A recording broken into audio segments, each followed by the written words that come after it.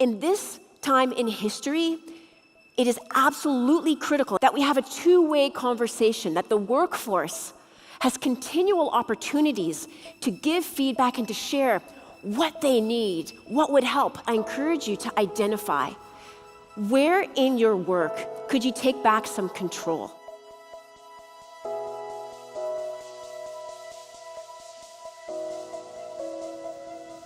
I walked out the doors of the emergency room of a large trauma hospital.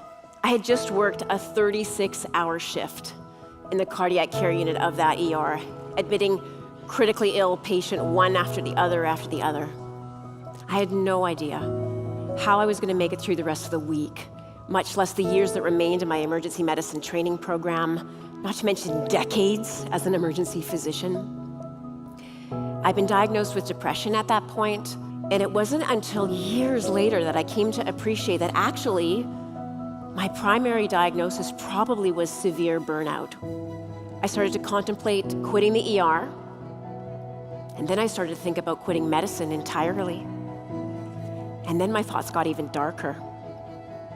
And I started to think about how I might be able to actually just quit the planet that night.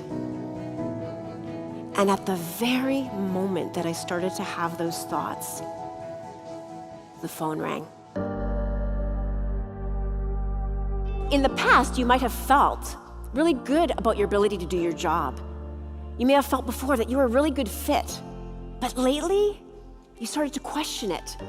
What are some of the things that are in place that just aren't working, that make your jobs harder, that you would be so happy if we took away?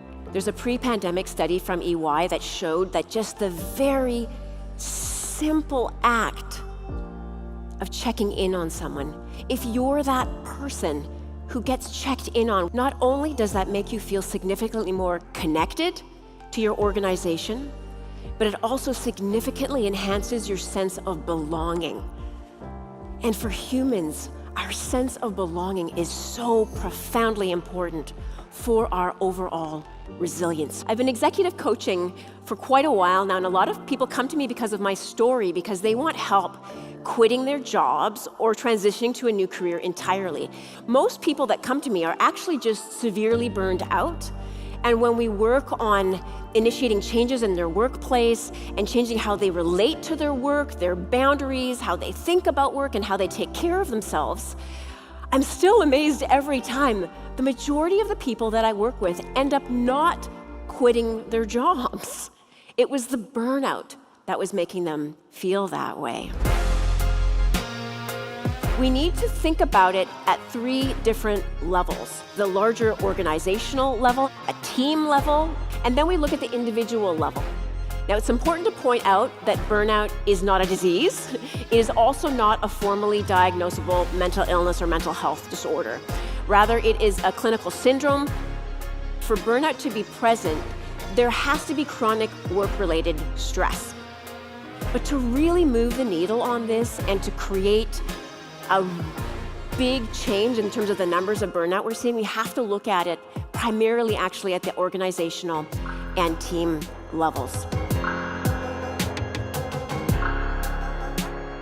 I embarked on this adventure, first of all, wanting to learn everything that I could about big picture, whole human mental health and resilience for myself, so I would never, if at all possible, end up in that same place again. And then the more that I learned, the more that I decided that I wanted to make it my entire life's work to help as many people as possible not end up where I did.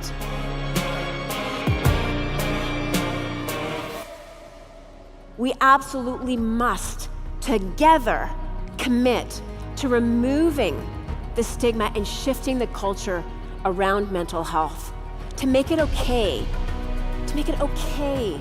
to not be okay, because quite frankly, most of us are not okay.